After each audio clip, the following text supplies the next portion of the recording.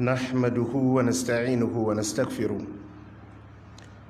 ونعوذ بالله من شرور أنفسنا ومن سيئات أعمالنا من يهده الله فلا مضل له ومن يضلل فلا هادي له وأشهد أن لا إله إلا الله وحده لا شريك له وأشهد أن محمدا عبده ورسوله يا أيها الذين آمنوا اتقوا الله حق تقاته ولا تموتن إلا وأنتم مسلمون يا أيها الناس اتقوا ربكم الذي خلقكم من نفس واحدة وخلق منها زوجها وبث منهما رجالا كثيرا ونساء واتقوا الله الذي تساءلون به والأرحام إن الله كان عليكم رقيبا يا أيها الذين آمنوا اتقوا الله وقولوا قولا سديدا يصلح لكم أعمالكم ويغفر لكم ذنوبكم ومن يطع الله ورسوله فقد فاز فوزا عظيما أما بعد فإن أصدق الحديث كتاب الله وخير الهدي هدي محمد صلى الله عليه وسلم وشر الأمور محدثاتها فإن كل محدثة بدعة وكل بدعة ضلالة وكل ضلالة في النار. السلام عليكم ورحمة الله وبركاته. يوم ɗaya ga watan Ramadan hijirar annabi sallallahu alaihi wa alihi wasallam tana 1441 wadda ya dace da 24 ga watan 4 2020 miladiya, wadda insha Allahu yau za mu fara gabatar da tafsirin alkur'ani mai girma na wannan shekara a cikin wannan wata mai albarka, watan Ramadan. sai dai kamar yadda 'yan uwa suke gani kuma suke sauraro, tsarin wannan karatu na tafsirin alkur'ani mai girma na bana ya canza tsari saboda yanayi da muka samu kanmu a ciki na wannan annoba ta corona, wadda bisa shawarwari na hukumomi da kuma jami'an kiwon lafiya muka ɗauki wannan matsaya na gabatar da waɗannan tafsirai a keɓance domin kare kai da kuma al'umma da gujewa yaduwar wannan cuta a tsakanin al'umma. Muna roƙon Allah subhanahu wa ta'ala ya kawo mana ɗauki a cikin wannan al'amari. Allah ya kawo mana ɗauki game da wannan annoba. Allah ya ɗauke mana ita, ya mai mana ita da aminci. Allah ya tsare mu, ya kare mu. Waɗanda wannan al'amari ya shafe su, Allah ya sa ya zama kafara gare su. Waɗanda bata je gare su ba, Allah ya tsare su, ya kare su, ya kuma amintar da su. Allah ya amintar da mu, ya amintar da al'ummar mu baki ɗaya. Abin da ke wajibi a kanmu a daidai wannan lokaci da muke ciki na watan Ramadan, a cikin waɗannan kwanaki mai albarka, shine komawa zuwa ga Allah subhanahu wa ta'ala da kuma dukufa wajen ƙasƙantar da kai da kamewa daga dukkan abin da zai ja fushin Allah gare mu. Komawa zuwa ga Allah, ƙasƙantar da kai zuwa ga Allah subhanahu wa ta'ala da kuma dagewa da nacewa wajen roƙon Allah. Idan har muka koma zuwa ga Allah subhanahu wa ta'ala, muka ƙasƙantar da kai zuwa ga Allah subhanahu wa ta'ala, muka rungumi ayyukan ɗa'a da neman yardan Allah, muka kuma dukufa da roƙon Allah, to abu ne mai sauƙi a wajen Allah wannan al'amarin ya zama kamar mafarki ne aka yi shi a cikin bacci kuma ya zo ya wuce. Muna roƙon Allah subhanahu wa ta'ala da sunayensa mafiya kyawu da sifofinsa mafiya ɗaukaka, Allah ya ɗauke mana wannan annoba. Allah ya ɗauke mana wannan annoba, Allah ya mai mana da aminci. 'Yan uwa masu albarka, yana daga cikin abin da ya zama wajibi a kanmu mu dukufa wajensa shine roƙon Allah mu kayukanmu wajen neman dace da samun yardan Allah. Mu roƙi Allah shiriya, mu roƙi Allah gafara, mu roƙi Allah lafiya da zama lafiya. Mu yi addu'a ma ƙasarmu, mu yi addu'a ma al'ummarmu, mu yi addu'a wa shugabanninmu da iyayenmu da malaminmu, mu yi addu'a marayuwarmu da tattalin arzikinmu domin samun dace a wajen Allah subhanahu wa ta'ala. Tabbas idan muka koma zuwa ga Allah subhanahu wa ta'ala, Allah zai karɓe mu. Idan muka koma zuwa ga Allah subhanahu wa ta'ala, Allah zai karɓe mu, Allah zai yafe mu, Allah zai gafarta mana. Allah zai mai mana duk wani kunci da muke ciki da aminci da walwala daga wajensa. Haka ya faru da waɗansu al'ummomi da suka shuɗe kafin mu. Walakadi arsalna ila umamin min qablika fa akhadnahum bil ba'sa'i wad dharra'i la'allahum yatadarra'un. Allah ya ce mun aiki annabawa, mun aiki manzanni, Allah ya ce zuwa ga al'ummomin da suka shuɗe kafinka, kai annabi Muhammad sallallahu alaihi wa alihi wa sallam. Walakadi arsalna ila umamin min qablika, Allah ya ce mun aiki manzanni da yawa cikin al'ummomin da suka shuɗe kafinka, amma waɗannan al'ummomi sai suka juya baya ga Allah, suka faɗaci manzanninsu, suka yi faɗa da abin da Allah subhanahu wa ta'ala ya aiko manzannin da shi. Fa akhadnahum bil ba'sa'i wad darra, Allah ya ce sai muka jarabce su, muka kama su da talauci mai tsanani da cututtuka da matsaloli, la'allakum yatadarra'un. Allah ya ce domin su kaskantar da kai su tuba su koma zuwa ga Allah. Kamar wani ne ya ce to Allah ai ga waɗannan al'ummomi sun halaka sun ɗaiɗaice. Allah sai ya ce falaula idh ja'ahum ba'suna tadarra'u. Allah ya ce to me yasa lokacin da suka ga azabar mu da uƙubar mu ta taso musu, Allah ya ce me yasa ba su kaskantar da kai ba, me yasa ba su koma zuwa ga Allah ba, me yasa ba su tuba ba? Walakin qasat qulubuhum, Allah ya ce sai dai zuciyarsu ce ta bushe. Wa zayyana lahum ash-shaytanu ma kanu ya'malun, shaydan ya kayatar musu da munanan ayyukan da suke aikatawa a matsayin abun da za su yi. Allah ya ce sanadiyar da ya sa wannan masifar ta ci su kenan. Saboda haka matukar za mu koma zuwa ga Allah subhanahu wa ta'ala, mu kaskantar da kai zuwa ga Allah subhanahu wa ta'ala, Allah zai karbe mu, ya gafarta mana kuma ya yafe mu. Allah ya tabbatar da mu akan imani da ayyukan alkhairi. Yan uwa masu albarka, bana insha Allah za mu tashi a farkon suratu Nuh alaihi salatu wassalam. Suratu Nuh sura ce makiyya. Annabi Nuhu alaihi salatu wassalam shine farkon manzanni a cikin manzannin Allah duka. Da Allah ya tashi daga manzanni, ya tashi aiko manzanni, mutum na farko da Allah ya fara aiko shi a matsayin manzo a bayan ƙasa shine annabi Nuhu alaihi salatu wassalam.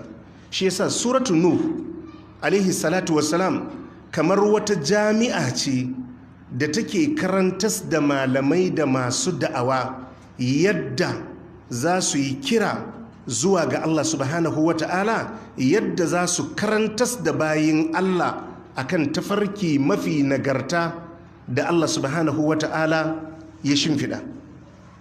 Suratu Nuh ta yi bayani game da da'awar annabi Nuhu alaihi salatu wassalam,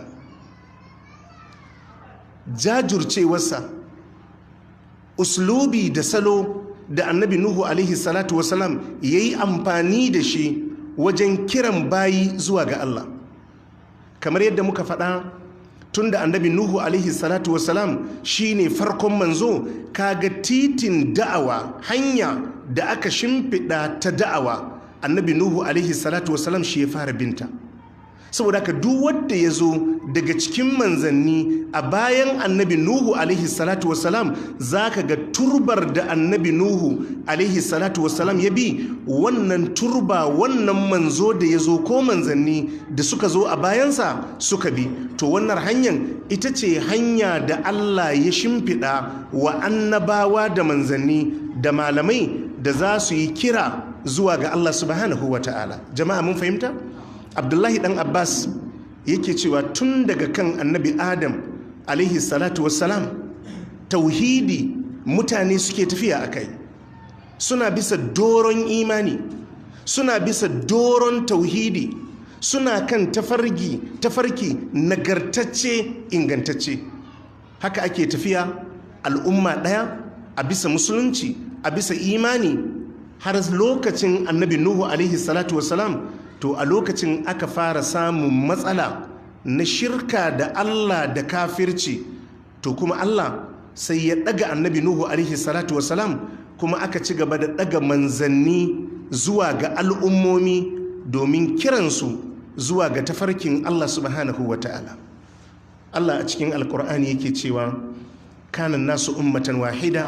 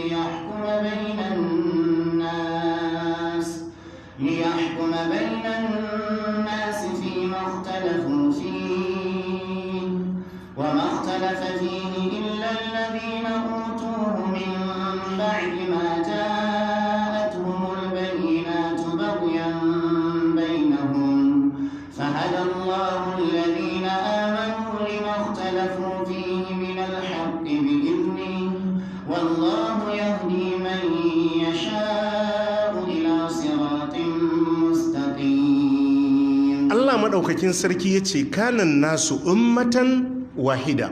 Allah ya ce mutane sun kasance al'umma ɗaya akan aƙida ɗaya, imani, addini ɗaya. Allah ya ce tun daga lokacin annabi Adam alaihi salatu wasalam haka mutane suke tafiya akan imani. Ana cikin wannan tafiya to sai aka samu baraka akan hanya. Shine a suratu Yunus Allah ya ce wa ma kanan nasu illa ummatan wahidatan fakhtalafu.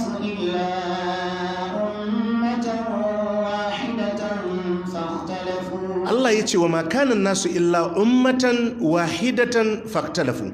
Mutane ba su kasance ba tun daga lokacin annabi Adam alaihi salatu wasalam face al'umma ɗaya a bisa addini ɗaya, a bisa imani, aƙida ɗaya, a bisa turba ta alkhairi. Allah ya ce faktalafu. To ana cikin wannan tafiya Allah ya ce sai suka yi saɓani, sai aka samu baraka. Waɗansu sai suka ratse aka hau turba ta kafirci da shirka da Allah. To lokacin da aka samu wannan matsalar Allah ya ce fa ba'atha Allahu an-nabiyina mubashirina wa munzirin. To Allah sai ya tada annabawa, ya tada manzanninsa mubashirina wa munzirin, suna masu bishara ga waɗanda suka yi imani da Allah akan goma ta arziki da Allah ya shirya musu a ranar haɗuwa da shi. Wa munzirin kuma suna masu gargadi da jan kunnen waɗanda suka kafirce, suka bauɗe, suka fada cikin shirka da Allah akan mummunan al'amari da zai shafe su. Allah sai ya ce wa anzala ma'ahumul kitaba bil haqqi. Allah sai ya saukar da littattafai wadda ya saukar da gaskiya ma waɗannan manzanni. Allah ya ce sai ya ba ma waɗannan manzanni su yi da'awa, su kirayi mutane da shi. Wa anzala ma'ahumul kitaba bil haqq. Allah sai ya saukar da littattafai wadda suke cike da gaskiya, ya ba ma waɗannan manzanni da ya tayar domin su yi bishara, su yi gargadi. Allah ya ce littattafai ne waɗanda suke cike da gaskiya. Li yahkuma bainan nasi fi maktalafu fihi, domin kowane manzo yayi hukunci tsakanin mutane kan abin da suka yi sabani akai. Waɗannan sun bauɗe, sun kafirce, sun fada cikin shirka da Allah, waɗannan suna kan tauhidi, to Allah ya bashi littafi yayi hukunci tsakaninsu akan wannan sabani da suka samu a tsakaninsu. Wadda suke kan tauhidi, suke kan daidai, a tabbatar da su akan tauhidi. Wadda suke kan shirka da kafirce ma Allah, a nuna musu suna kan shirka, suna kuma bisa kafirce ma Allah. Jama'a mun fahimta? Waɗansu malamai suka ce li yahkuma bainan nasi fi maktalafu fihi, don shi wannan littafin yayi hukunci tsakanin mutane kan abin da suka yi sabani akai. Waɗansu malamai suka ce li yahkuma bainan nasi fi maktalafu fihi, don Allah yayi hukunci tsakanin mutane kan abin da suka yi sabani a kansa.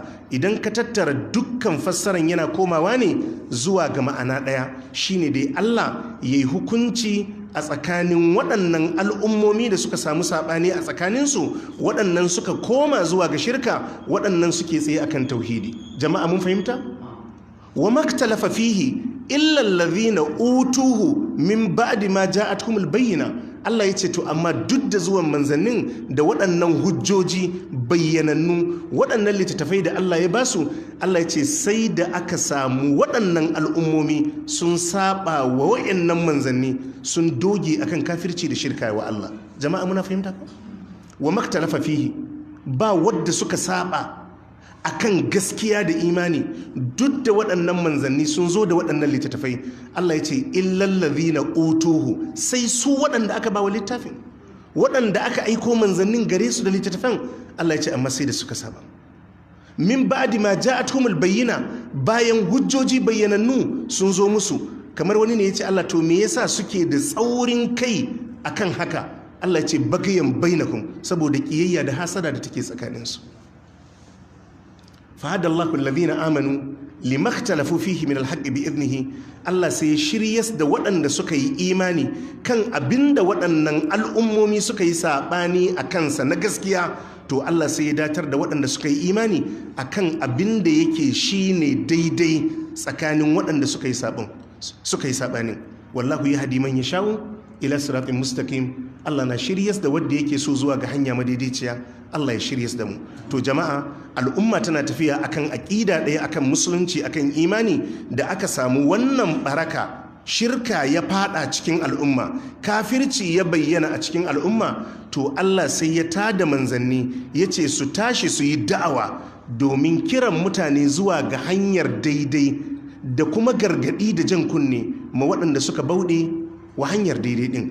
To wadda aka fara ɗagawa na farko yayi wannan kira shine annabi Nuhu alaihi salatu wassalam. Jama'a muna fahimta? Shine annabi Nuhu alaihi salatu wassalam. Yana daga cikin yabo da kirari da al'umma za su mishi a ranar alkiyama, kan ya nema musu ceto a wajen Allah game da ai hisabi wa bayi a filin alkiyama. Bayan sun je wajen annabi Adam alaihi salatu wassalam, sun koka akan matsalar da suke ciki a farfajiyar alkiyama. Azaba ya yi tsanani, kunci ya yi tsanani. Annabi Adam alaihi salatu wasalam zai ce musu nafsi nafsi, ta kaina nake yi, ta kaina nake yi. Sai ya ce musu izhabu ila gairi, ku je zuwa ga wani na. Sai kuma ya musu ishara ya ce izhabu ila nuhin, ku je zuwa ga annabi Nuhu alaihi salatu wasalam. Fa ya tuna Nuhan, duka al'umma sai a dungumo a zo a samu annabi Nuhu alaihi salatu wasalam. Faikulun, sai su ce anta awwalur rusuli ila al-ardi. Nuhu, kai ne farkon manzo a bayan ƙasa, kai ne mutum na farko da Allah ya ɗaga don kai kira a tsakanin bayinsa a bayan ƙasa. Wasammaka Allahu abdan shakura, kai ne kuma Allah ya kira ka bawa mai yawan godiya zuwa ga Allah subhanahu wa ta'ala. Jama'a muna fahimta?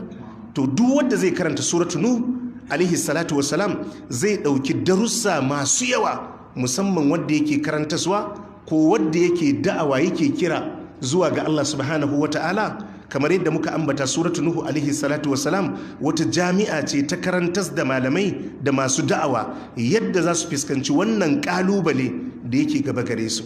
Idan ka karanta suratu Nuhu alaihi salatu wassalam za ka ga irin jajurcewa na annabi Nuhu alaihi salatu wassalam, wadda zai ba da ƙarfin gwiwa ga duk wani mai kira, duk wani mai karantaswa ya san cewa wani aiki ne na annabawa da manzannin Allah wadda ba shi da haƙuri baya iyawa.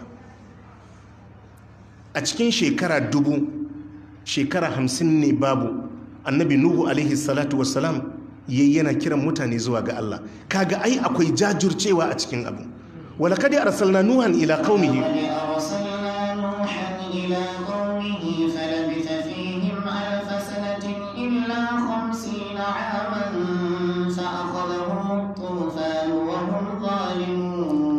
Allah ya ce walaqad arsalna nuhan ila qaumihi, hakika mun aiki annabi Nuhu zuwa ga mutanensa. Allah ya ce falabitha fihim alfa sanatin, ya zauna a cikin mutanen yana da'awa. Allah ya ce shekara 1000 illa 50 ama, sai shekara 50 ne babu. Kaga wannan yana nuna cewa da'awa harka ce ta jajircewa, haƙuri da juriya da kuma dogewa akan al'amarin kira zuwa ga Allah subhanahu wa ta'ala. Suratu Nuhu ko kissar annabi Nuhu alaihi salatu wasalam tana karantas da dogewa da jajircewar da annabi Nuhu alaihi salatu wasalam yi akan kiran mutane zuwa ga Allah subhanahu wa ta'ala. Sannan surar tana kuma karantas da wato irin haƙuri da annabi Nuhu alaihi salatu wasalam yayi wajen wannan kira zuwa ga Allah subhanahu wa ta'ala, tare da walakanci da isgili da cin mutunci da aka yi tawa annabi Nuhu alaihi salatu wassalam. Za ka ga abubuwa da yawa, maganganu masu muni. Ma hadha illa basharun mislukum yuridu an yatafaddala alaikum. Sukan ce Nuhun nan da kuke ganin shi ba wani bane, mutum ne kamar ku.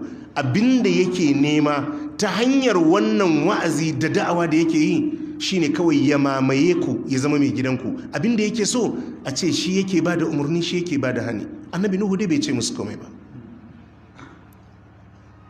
Wa qala al-mala'u min qaumihi inna lanaraka fi dalalin mubin. Qala al-mala'u min qaumihi inna lanaraka fi dalalin mubin. Qala ya qaumi laysa bi dalalatun.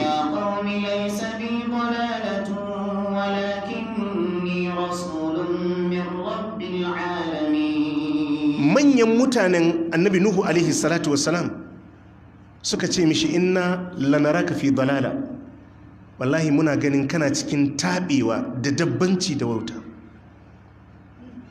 a bace kake, a ɗaiɗaice kake.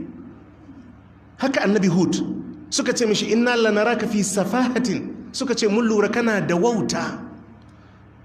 Kale ya kauni sai ce ya mutane na laysa bi dalalatun, yace babu bata ko tabewa ko wauta tattare da ni, walakin ni rasulun min rabbil alamin. Yace amma dai ni manzo ne daga Allah ubangijin talikai. Wannan karantaswa ce kissar annabi Nuhu take da shi. Wato duk lokacin da mai da'awa yake da'awa, lokacin da ake taba shaksiyarsa shi ake sukarsa, kar ya yadda wannan ya shagaltar da shi akan da'awa ɗin. Idan ya tashi martani, kala ya kaumi sai ce ya ku mutane na laysa bi dalalatun, babu bata tattare da ni, laysa bi safahatun, bani da wauta, walakin ni rasulun min rabbil alamin, ni manzo ne daga Allah ubangijin talikai. Jama'a muna fahimta? Man sagir haka in dai zaka karanta suratu nu, to zaka samu darussa manya-manya game da karantas da mutane da kuma da'awa. Sun ce mishi wawa ne, bai san ciwon kansa ba, a sun lura yana da tabuwa. In hadha illa rajulun bihi jinna, suka ce yana da ɗan tabuwa, jinnu sun shafe shi. Kadzabat qablahum qaumun nuhin fakadzabu abadana wa qalu majnunun.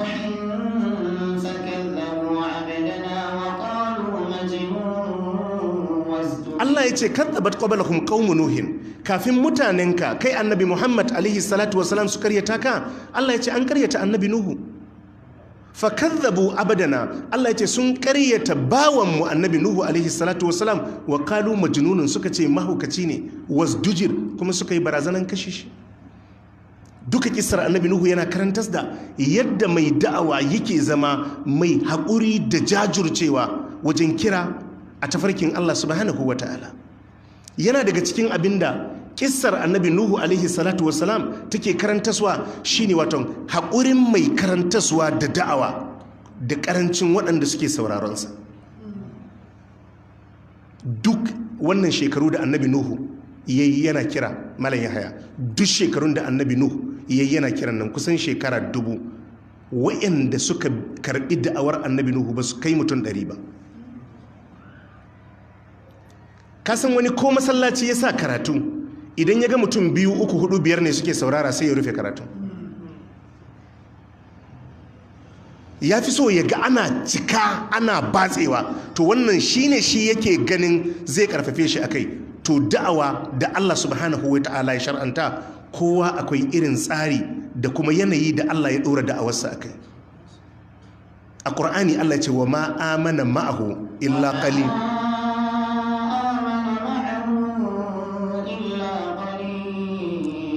Wannan shekara 1000 ba shekara 50 da annabi Nuhu alaihi salatu wasalam yayi yana da'awa, Allah ya ce wa ma amana ma'ahu illa qalil, ba waɗanda suka yi imani da annabi Nuhu, Allah ce sai mutane yan kaɗan.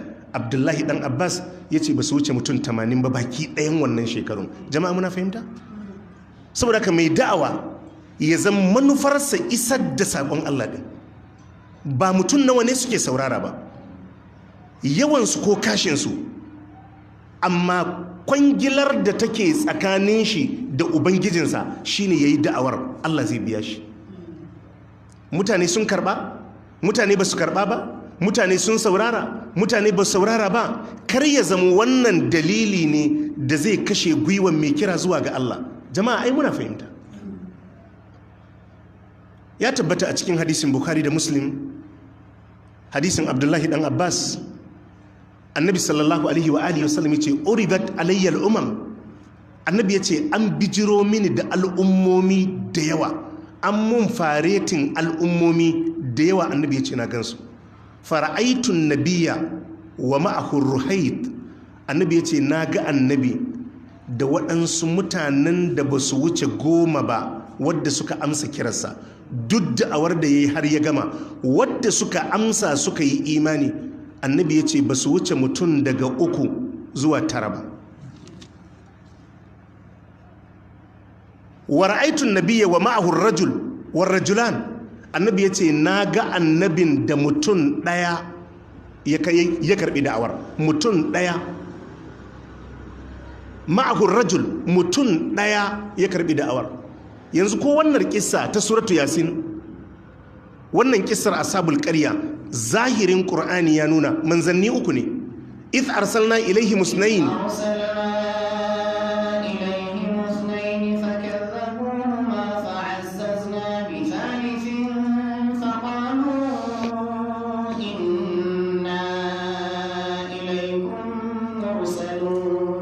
wannan ashabul qarya Allah ya ce idh arsalna ilaihim ithnain, Allah ce mun aika manzanni 2 alƙaryar su yi da'awa, lokaci ɗaya Allah ya aika manzanni 2.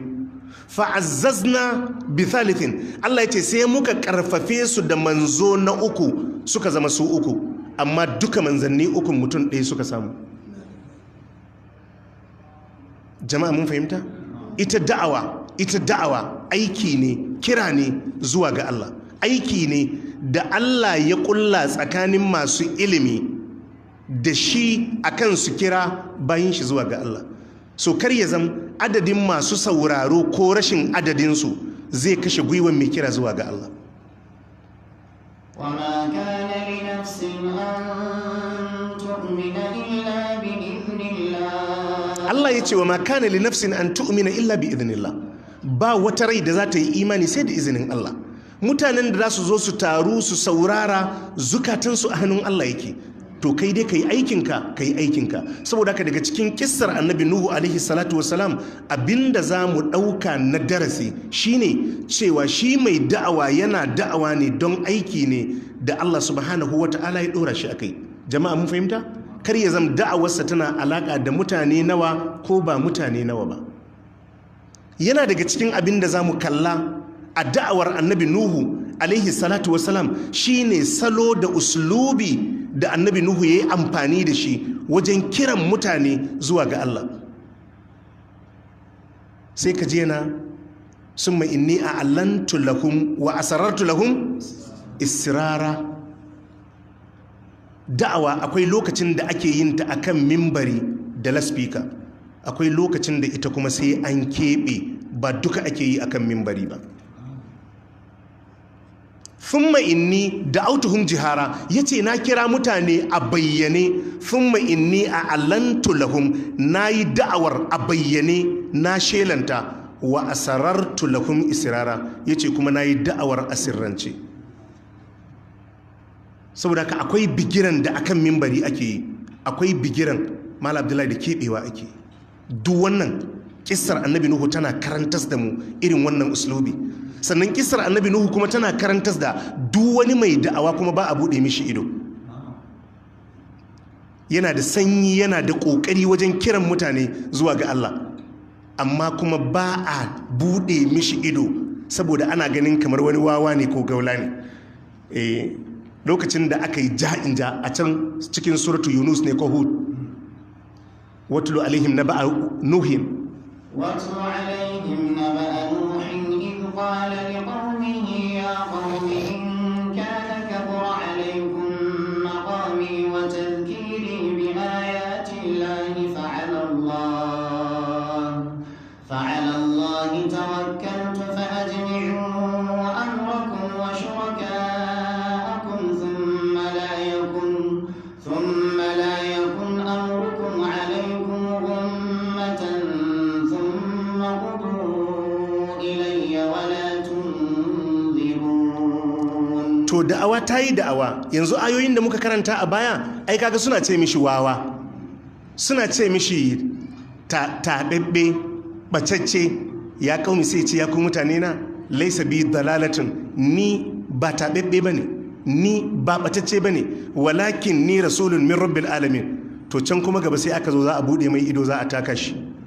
Allah ya ce watulu alaihim naba'a nuhin, karanta musu labarin annabi Nuhu. Idh qala liqaumihi, lokacin da ya ce wa mutanensa ya qaumi ya ku mutane na, in kana kabura alaikum maqami, idan har zaman da nake a cikin ku ina da'awa zuwa ga Allah ya dame ku, yana daga muku hankali, kuna samun kunci, wa tadhkiri bi ayatillah, wa'azin da nake muku da ayoyin Allah ya dame ku, fa alallahi tawakkaltu, yace ni fa ga Allah na dogara, yace musu fa ni Allah shine gatana, ba wadda nake tsoro a cikin ku. Fa alallahi tawakkalt fa ajmi'u amrakum wa shuraka'akum, yace ku je duk ku hada kanku da sharrinku da makircinku, wa shuraka'akum kuma gayyato ababan bautanku wadda kuke tarayya ma Allah da su, thumma la yakun amrukum alaikum gumma, kuma in za ku ɗauki mataki a kaina kar ku mun kara, kar ku mun rufa-rufa, thumma qadu ilayya wala tunzirun, ku zo ku ga bayana, yace kar ku ragar mini, inni tawakkaltu fa in tawallaitum, in kuma har kun juya baya, ko fa in tawallaitum fa'alamu fa in tawallaitum fa inna ma ajri, fa in tawallaitum fama sa'altukum min ajr in ajriya illa 'ala Allah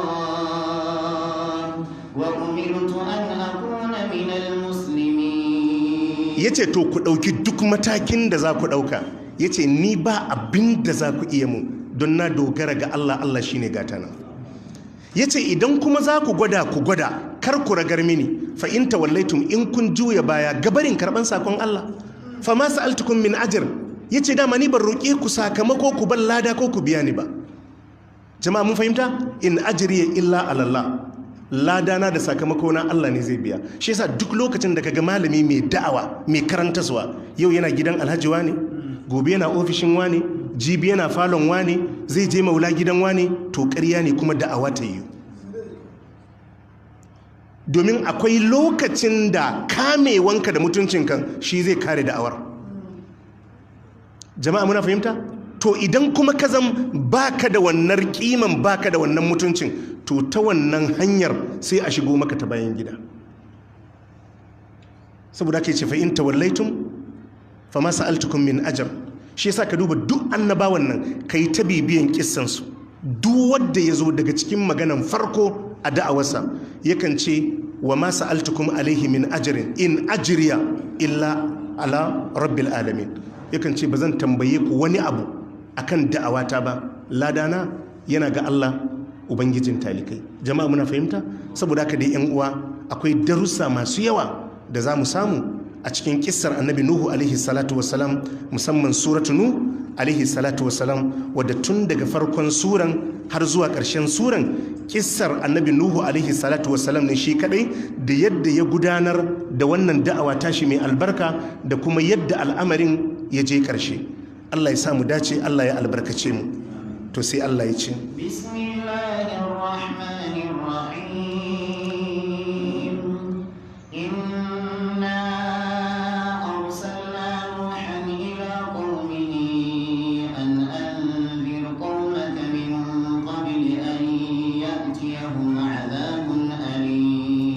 Allah madaukakin sarki yace bismillahir rahmanir rahim inna arsalna nuhan ila qaumi. Allah yace hakika mun aiki annabi Nuhu zuwa ga mutanensa. An anzir qaumaka. Allah yace muka ce ma annabi Nuhu ka gargadi mutanenka, ka ja kunnensu akan wannan shirka da Allah da rikan waɗansu ababa da suka yi suna bauta musu koma bayan Allah. Mun fahimta ko? Inna arsalna nuhan ila qaumihi. Allah ya ce lallai mun aiki annabi Nuhu alaihi salatu wasalam zuwa ga mutanensa. Shi aike kamar yadda muka ambata, Allah ya tada manzo zuwa ga wata al'umma, waton kamar hakki ne da Allah subhanahu wata'ala ya dora ma kansa kan kowace al'umma, zai tura mata manzon da zai je ya dora ta akan shari'a. Babu wata al'umma face sai da Allah subhanahu wata'ala ya tada manzo na musamman, manzon ya je ya kira wannan al'ummar zuwa ga Allah subhanahu wata'ala. Innama anta mundir wa likulli qaumin had. Allah ya ce wa manzon Allah sallallahu alaihi wasallam, kai mai gargadi ne, kuma kowace al'umma mun tayar da wadda zai gargade ta a cikinta, mun tayar da wadda zai shiryas da ita, ya nuna mata hanyar shirya, ya kuma bayyanar mata da hanyar bata. Allah ya ce kowace al'umma, wali kulli qaumin had, kowace al'umma Allah ya ce mun tayar da wadda zai shiryas da ita zuwa ga tafarki madaidaici. Wali kulli ummatin rasul, Allah ya ce wali kulli ummatin rasul, kowace al'umma Allah ce tana da manzo, kowace al'umma Allah ya ce tana da manzo da muka tura bata. walaqad ba'athna fi kulli ummatin rasula,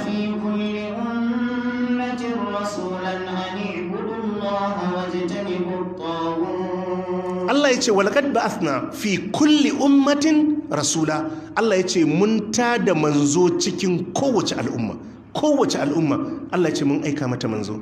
Idan manzon ya ce, yakan ce musu ani ibudullah, ku bauta wa Allah, wajtanibu tagut, ku nisanci duk wani dagutu, duk wani abu da za a bauta wa koma bayan Allah, ku nisance shi. Duk wata al'umma da Allah ya tada ita a bayan ƙasa, sai da ya tada manzo da zai je kira wannan al'ummar zuwa ga Allah. Jama'a muna fahimta ko? Sai da ya tada manzo da zai kira wannan al'ummar zuwa ga shirya, ya gargade ta daga kafirci da shirka da munanan ayyuka, ya gargade ta daga abin da aka yi tanadi wa masu kafirci da shirka ko munanan aiki, sannan ya mata bishara game da goma ta arziki da Allah ya shirya wa masu imani da kuma aikin kwarai.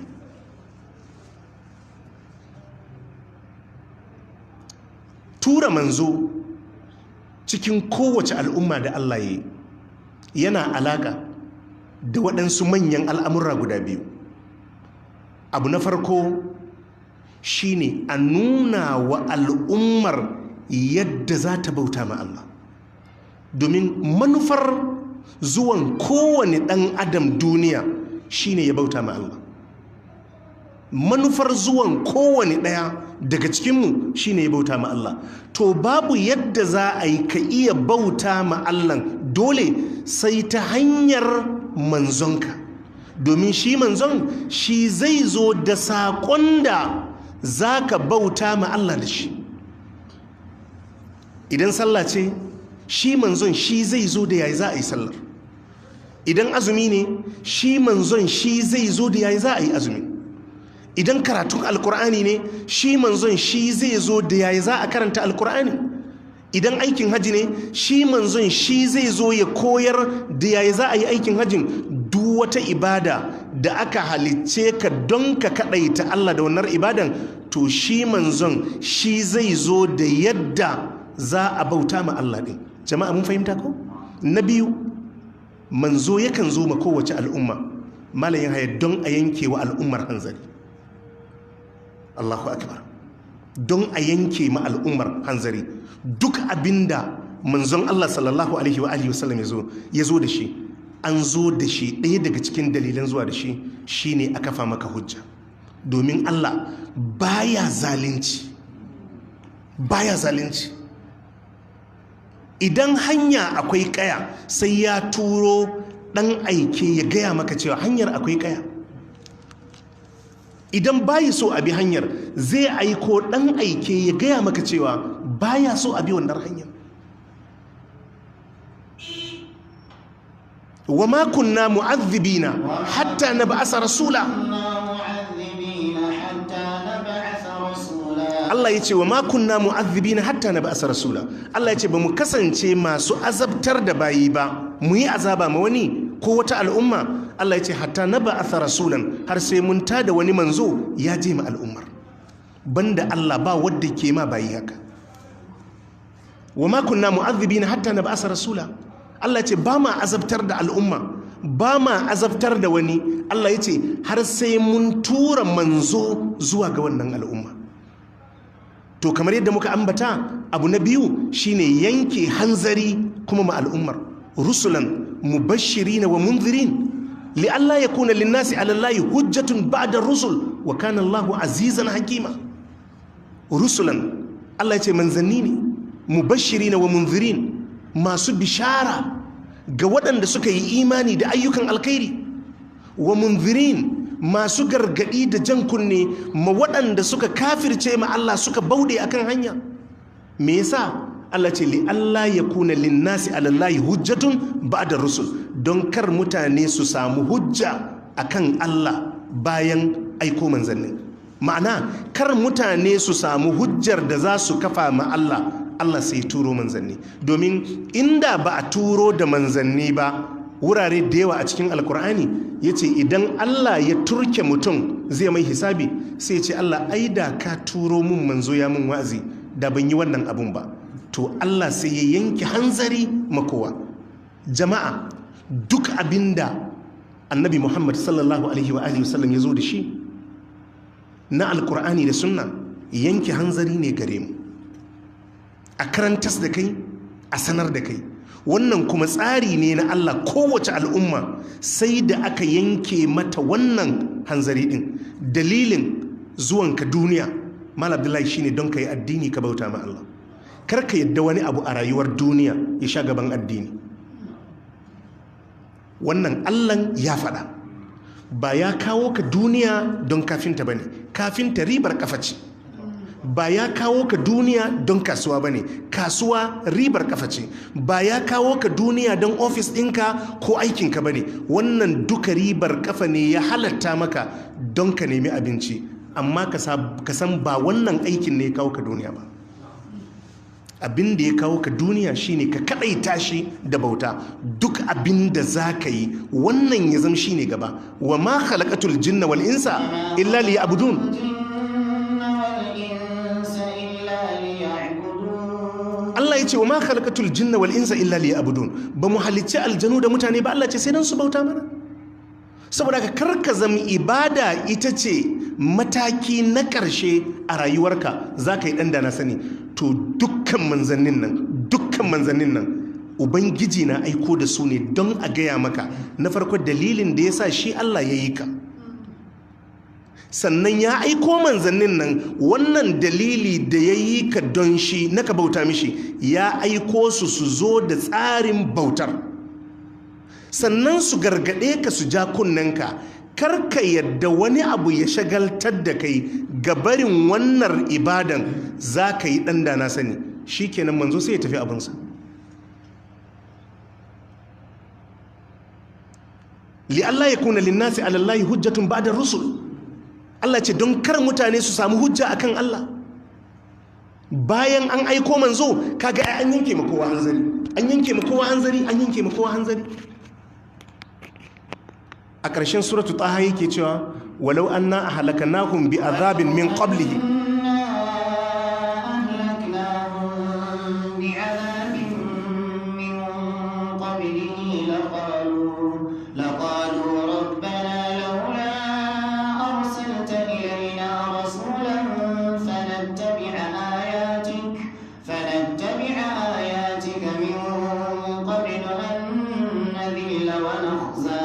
Allah ya ce walau anna ahlakanahum bi azabin min qablihi ay min qabli irsalir rusul.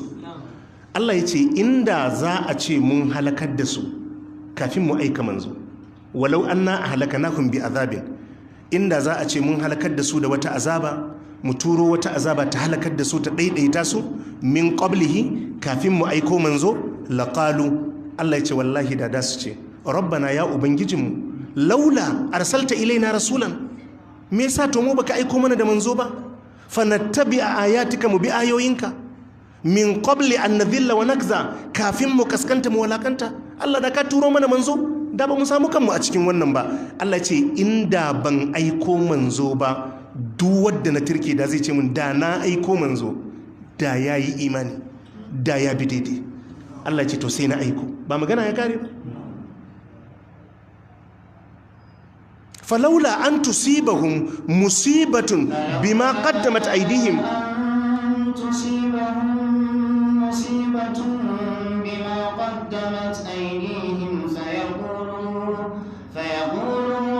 Allahu akbar.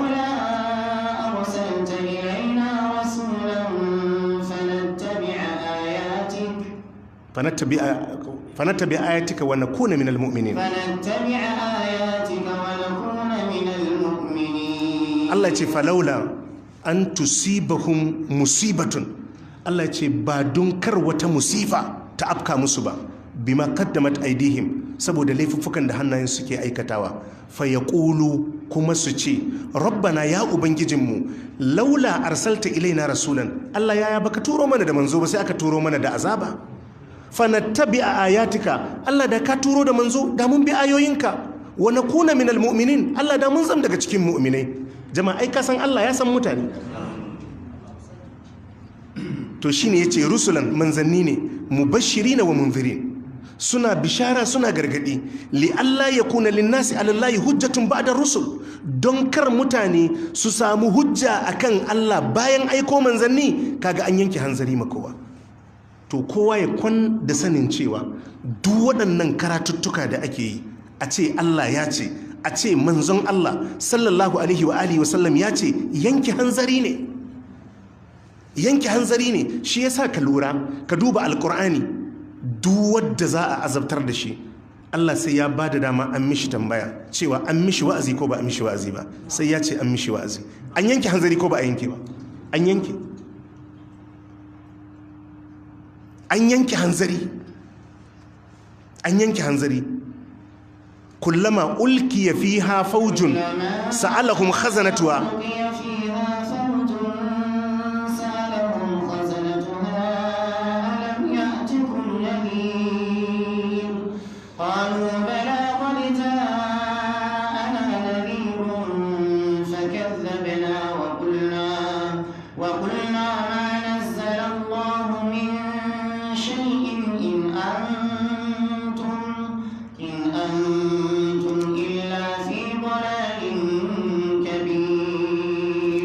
Allah ce kullama ulke fi hafaujin, duk lokacin da aka ɗebi wata gayya, wata jama'a daga cikinsu aka watsa a wuta, ko lokacin da aka ɗebe su za a watsa a wuta sa'alahum khazanatuha sai masu gadin gidan wuta su tambaye su alam ya'tikum nadhir, wannan kururuwa da neman ɗauki da kuke yi masu gargadi ba su zo muku ba? Qalu bala qad ja'ana nadhirun, za su ce tabbas masu gargadi sun zo mana fa kadzabana muka karyata wa qulna ma nazzala Allahu min shay'in, muka ce ƙarya ne Allah bai saukar da komai ba. Ba wadda za a azabtar da shi a filin alkiyama sai Allah ya ce a tambaye shi aje laifin da zai sa shi a azaban nan, wannan laifi da ya ja mishi wannan azaban, an mishi gargadi an mishi wa'azi akai ko ba a mishi ba, da kanshi sai ya ce Allah an mini. wasiqal ladina kafaru ila jahannama zumara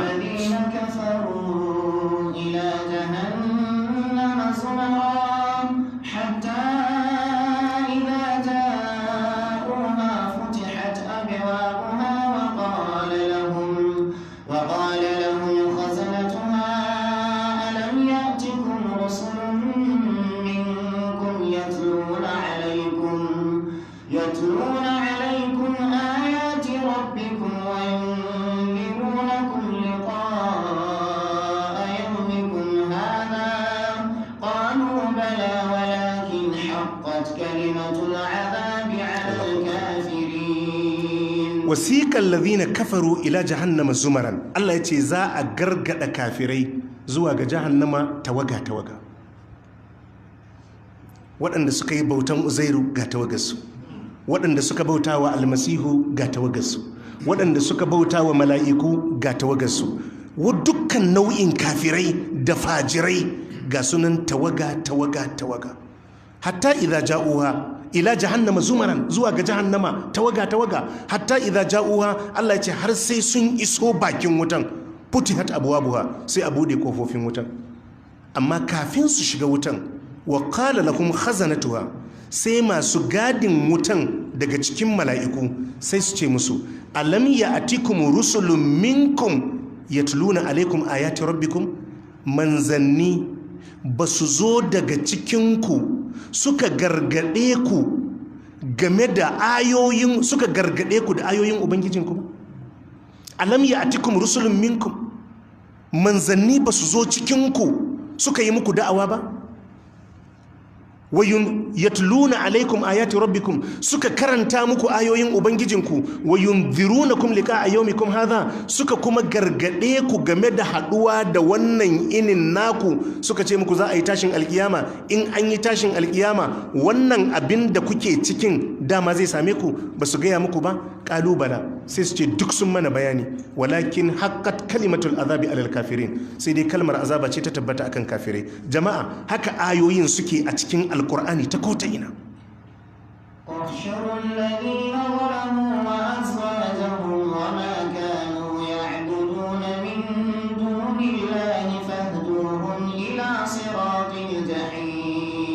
waqifuhum innahum mas'ulun.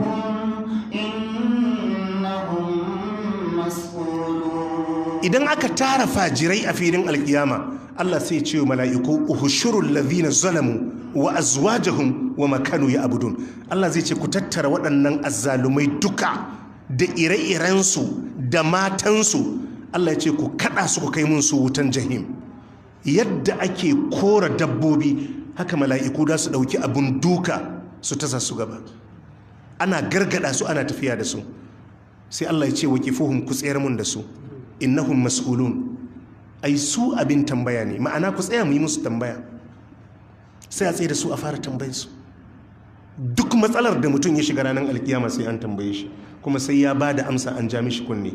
Abinda nake so mu fahimta shine kar mu ɗauki karatuttukan da muke ji ko muke karantawa ko ake karantas da mu ma'anarsa daban. Ma'anan shine a yanke maka hanzari, a kuma nuna maka shirya.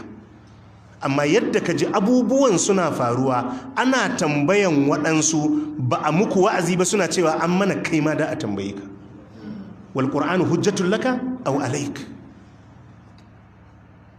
To shi yasa idan har aka ce wannan shine tsari na da'awa, to kaga akwai bukatar lalle shi kuma mai da'awa ya tsaya wajen fayyace wa mutane da wayar musu da kai dalilin da yasa aka aiko shi ko kuma dalilin da yasa yake kiransu zuwa ga Allah.